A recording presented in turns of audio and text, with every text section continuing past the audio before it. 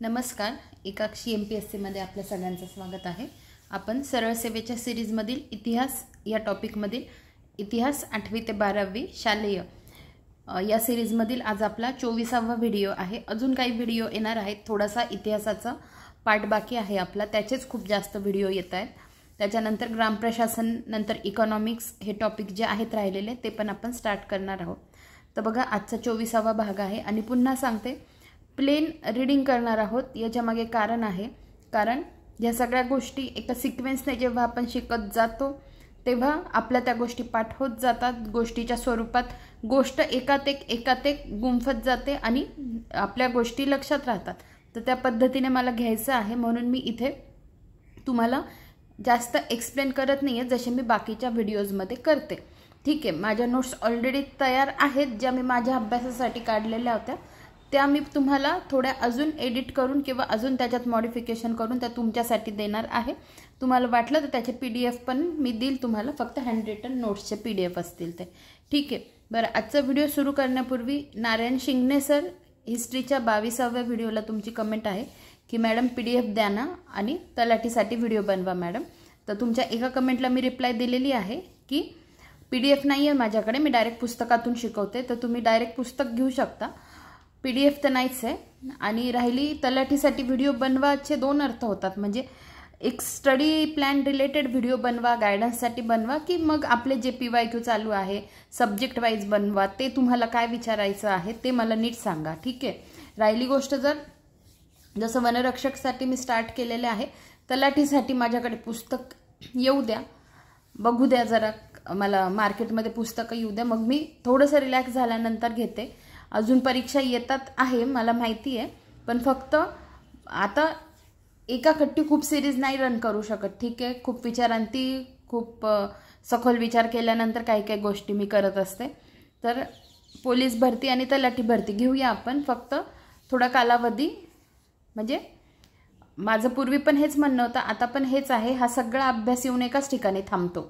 म्हणजे PYQ तर तुम्ही तुमचे पण करू शकतात, बरोबर, PYQ तलाठीचे असू देत किंवा पोलीस भरतीचे असू देत, PYQ तुम्ही करू शकता। पण हे जे पुस्तक आहे, मी इंट्रोडक्टरी लेक्चरमध्ये पण तुम्हाला पूर्वी सांगितलं होतं, याच्यात पूर्वीचे जे काही एक्झामचे तलाठी झालं, इवन MPSCचे झाले, सगळे पोलीस भरतीचे झाले, असे सगळ्यांचे PYQ ह्या पुस्तकात दिलेले आहेत, बरोबर। मग हे जर पुस्तक सर्वांगीण आहे तर मग आपण हे पुस्तक सोडून दुसऱ्या गोष्टीच्या मागे का लागावं? म्हणजे मी हे सगळ्या विद्यार्थ्यांना बोलती आहे की ज्यांच्या इच्छा होती की पोलीस भरतीसाठी पण आपण स्टार्ट करूया। ठीक आहे, तर मला त्यासाठी तुम्हाला सांगायचं आहे की सगळ्या गोष्टी एकत्रच येऊन मिळत आहेत, सामान्य ज्ञान सगळं एकच आहे। PYQ तर तुम्ही तुमचं करू शकतात, फक्त राहतो काय की काही गोष्टी मी तुम्हाला विस्तृत करून सांगते, लक्षात कशा ठेवायचे ते सांगते। आणि ह्या पुस्तकाच्या इंट्रोडक्शनमध्ये मी तुम्हाला ऑलरेडी सांगितलं आहे की ह्या पुस्तकात काय काय दिलेलं आहे, सरांनी संदर्भ कुठून कुठून घेतला आहे किंवा कोणते कोणते PYQ याच्यात आहे। मग ऑलरेडी आपण जर त्या फ्लोमध्ये आहोत तर आपण हा फ्लो सोडून दुसरीकडे का पडायचं, असं माझं म्हणणं होतं। ठीक आहे, तर नारायण शिंगणे सर, तुम्ही फक्त तेवढं मला सांगा, जर तुम्ही व्हिडिओ ऐकत असाल तर, की तुम्हाला नेमकं तलाठीसाठी व्हिडिओ बनवायचा म्हणजे नेमकं काय बनवायचं। ठीक आहे, मग मी तुम्हाला तसं नेक्स्ट याच्यात आन्सर देईल। ठीक आहे, तर बघा, आपल्या आजच्या व्हिडिओला स्टार्ट करूया।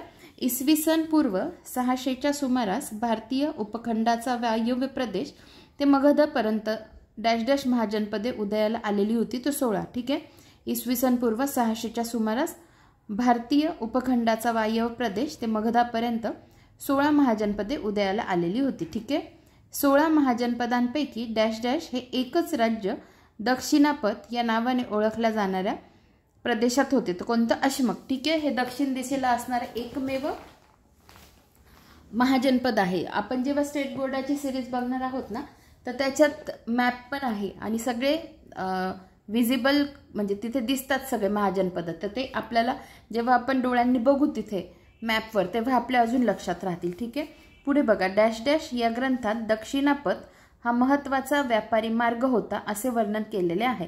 तर सुत्तनिपात या ग्रंथात दक्षिणापथ हा महत्त्वाचा व्यापारी मार्ग होता असे वर्णन केलेले आहे। इसवी सनापूर्वी 6व्या शतकात गांधार महाजनपद पर्शियन सम्राट डॅश डॅश यांनी जिंकून घेतले, तर कोणी? दारियुश पहिला याने गांधार महाजनपद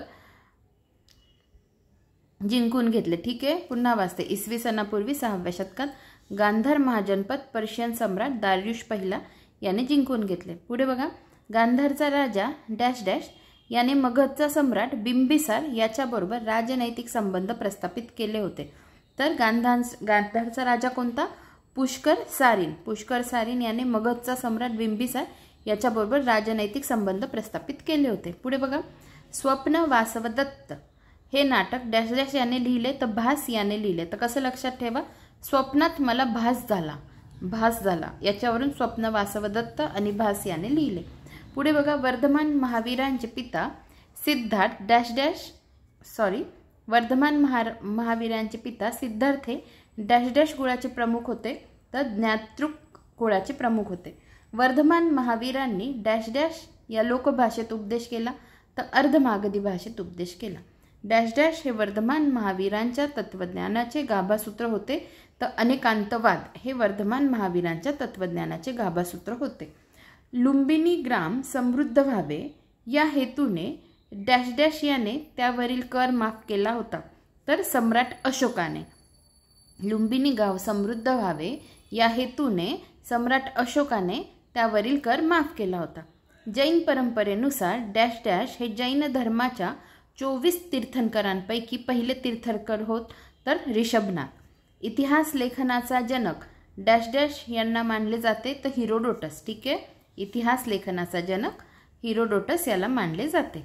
सिकंदराच्या स्वारीच्या वेळेस तक्षशिला येथे डॅश डॅश नावाचा राजा राज्य करत होता, तो कोणता? अंभी। सिकंदराच्या स्वारीच्या वेळेस तक्षशिला येथे कोणता? अंभी नावाचा राजा राज्य करत होता। सम्राट अशोकाचे लेख डॅश डॅश लिपीत कोरलेले आहेत, तर खरोष्टी लिपीत कोरलेले आहेत। इराणच्या नैऋत्य भागात असलेल्या एलाम साम्राज्याच्या राजधानीचे नाव डॅश डॅश होते, तर सुसा। इराणच्या नैऋत्य भागात असलेल्या एलाम साम्राज्याच्या राजधानीचे नाव सुसा होते। भौगोलिक दृष्ट्या डॅश डॅश हा पूर्व व पश्चिम आशियाला जोडणारा प्रदेश असल्याने व्यापार व सांस्कृतिक दृष्ट्या तो महत्त्वाचा होता, तर भौगोलिक दृष्ट्या इराण हा पूर्व व पश्चिम आशियाला जोडणारा प्रदेश असल्याने व्यापार व सांस्कृतिक दृष्ट्या तो महत्त्वाचा होता। पुढे बघा,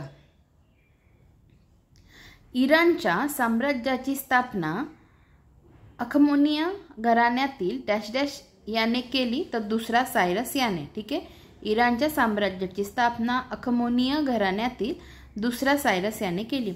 हिरोडोटस या इतिहासकाराने डॅश डॅश हा ग्रंथ लिहिला, तर हिस्टोरिया। ठीक आहे, हिरोडोटस या इतिहासकाराने हिस्टोरिया हा ग्रंथ लिहिला। आत्ताच आपण काय बघितलं होतं, इतिहास लेखनाचा जनक डॅश डॅश यांना मानले जाते, तर हिरोडोटसला। ठीक आहे, पुढे बघा, डॅश डॅश हा भारतापर्यंत पोहोचणारा पहिला आयोनियन ग्रीक होता, तर स्कायलॅक्स हा भारतापर्यंत पोहोचणारा पहिला आयोनियन ग्रीक होता। इसवी सनाच्या 5व्या शतकात डॅश डॅश आक्रमणामुळे तक्षशिला नगराचे विद्यावैभव हळूहळू नष्ट होत गेले, तर हुनांच्या आक्रमणामुळे इसवी सनाच्या 5व्या शतकात हुनांच्या आक्रमणामुळे तक्षशिला नगराचे विद्यावैभव हळूहळू नष्ट होत गेले। पुढे बघा, इसवी सनापूर्वी 325 मध्ये सिकंदराचा डॅश डॅश येथे मृत्यू झाला, तर बॅबिलॉन इथे। ठीक आहे, इसवी सनापूर्वी 325 मध्ये सिकंदराचा बॅबिलॉन येथे मृत्यू झाला। हर्यंक घराण्यातील डॅश डॅश हा पहिला प्रसिद्ध राजा होईल, तर बिंबिसर। नंदी वंशाची स्थापना डॅश डॅश यांनी केली, तर महापद्मानंद। संस्कृत साहित्यातील श्रेष्ठ नाटक स्वप्न वासवदत्त डॅश डॅश यांनी लिहिले, तर भास यांनी लिहिले। डॅश डॅश हे शहर प्राचीन भारतातील शिशुनाग, नंद, मौर्य, गुप्त आणि पाल या राजसत्तांची राजधानी होते, तर कोणते शहर? पाटलीपुत्र। ठीक आहे, डॅश डॅश हा मौर्य घराण्याचा शेवटचा राजा होता, तर बृहद्रथ। कौटिल्याच्या अर्थशास्त्र या ग्रंथात एकूण डॅश डॅश प्रकरणे आहेत 180। कौटिल्याने अर्थशास्त्र हा ग्रंथ डॅश डॅश विभागात लिहिला, 15 विभागात लिहिला। मौर्य काळात संस्कृत बरोबरच डॅश डॅश भाषेत विपुल ग्रंथ निर्मिती झाली, तर प्राकृत भाषेत। ठीक आहे, मौर्य काळात संस्कृत बरोबरच प्राकृत भाषेत विपुल ग्रंथ निर्मिती झाली। सम्राट अशोकाची आज्ञापत्रे डॅश डॅश भाषेत शिळांवर आणि स्तंभांवर कोरलेली आहेत, तर प्राकृत भाषेत.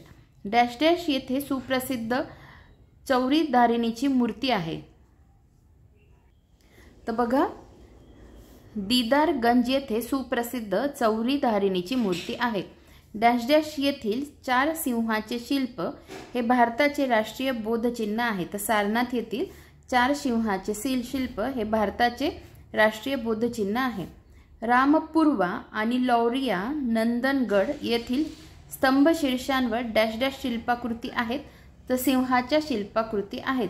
कुठे? रामपूर्वा आणि लौरिया नंदनगड येथील स्तंभ शीर्षांवर सिंहाच्या शिल्पाकृती आहेत. व्यवसायावर आधारित डॅश डॅश श्रेणींचे वर्णन मेगॅस्थेनिसने केले आहे. व्यवसायावर आधारित 7 श्रेणींचे वर्णन मेगॅस्थेनिसने केले आहे. मेगॅस्थेनिस याने डॅश डॅश हा ग्रंथ लिहिला, तर इंडिका. पाणिनीचा डॅश डॅश हा जगप्रसिद्ध ग्रंथ मौर्य काळात रचला गेला, तर अष्टाध्यायी. नीट लक्षात ठेवा, पाणिनीचा अष्टाध्यायी हा प्रसिद्ध ग्रंथ मौर्य काळात रचला गेला. दशवैकालिक, उपासक दशांग, आचाररंगसूत्र आणि भगवती सूत्र इत्यादी प्रसिद्ध जैन ग्रंथांची रचना डॅश डॅश भाषेत करण्यात आली, तर अर्धमागधी भाषेत. ठीक आहे. दशवैकालिक, उपासक दशांग, आचाररंगसूत्र आणि भगवती सूत्र काय? जैन ग्रंथ अर्धमागधी भाषेतले. ठीक आहे. ह्या सगळ्या गोष्टी महत्त्वाच्या आहे, लक्षात ठेवा. हे 4 नावं दिली आणि कोणते ग्रंथ आहे? बौद्ध ग्रंथ आहे, जैन ग्रंथ आहे, अजून दुसरे कोणते ग्रंथ आहे तर माहिती पाहिजे. भाषा कोणती? अर्धमागधी. बौद्ध साहित्यातील सुप्रसिद्ध त्रिपिटक ग्रंथ कोणत्या भाषेत आहेत किंवा डॅश डॅश भाषेत आहेत? तर पाली. बराबार आणि नागार्जुनी टेकड्यांवर मौर्यकालीन डॅश डॅश या कलाकृती आहेत, तर कोरीव लेणी. डॅश डॅश ठिकाणी अशोक स्तंभ उभारण्यात आले, तर 30 ठिकाणी अशोक स्तंभ उभारण्यात आले. मौर्योत्तर काळात विघटित झालेल्या साम्राज्याचे पुन्हा संघटन करण्याचे काम. बघा कोणता प्रश्न चालू होता, मध्येच थोडा डिस्टर्बन्स आला. बघा हे चालू होतं ना, आय थिंक आपलं मौर्योत्तर काळात विघटित झालेल्या साम्राज्याचे पुन्हा संघटन करण्याचे काम डॅश डॅश आणि सातवाहन घराण्याच्या सत्तेखाली झाले, तर शुंग. मौर्योत्तर काळात विघटित झालेल्या साम्राज्याचे पुन्हा संघटन करण्याचे काम शुंग आणि सातवाहन घराण्यांच्या सत्तेखाली झाले. मौर्य घराण्याचा शेवटचा सम्राट डॅश डॅश हा होता, तर बृहद्रथ. नाशिक येथील शिलालेखात डॅश डॅश या सातवाहन राजाचा उल्लेख त्रिसमुद्रतोय पितवाहन असा केला आहे, तर गौतमीपुत्र. बघा नाशिक येथील शिलालेखात गौतमीपुत्र या सातवाहन राजाचा उल्लेख त्रिसमुद्रतोय पितवाहन असा केला आहे. शेवटचा मौर्य सम्राट बृहद्रथ याच्यानंतर डॅश डॅश हा शुंग घराण्यातील पहिला राजा गादीवर आला, तर पुष्यमित्र शुंग. शेवटचा मौर्य सम्राट बृहद्रथ याच्यानंतर डॅश डॅश हा शुंग घराण्यातील राजा गादीवर आला, तर पुष्यमित्र शुंग. तर अशा पद्धतीने आपला इतिहासाचा व्हिडिओ इथे समाप्त होतो. आपण लवकरच भेटूया पुढच्या व्हिडिओमध्ये. धन्यवाद.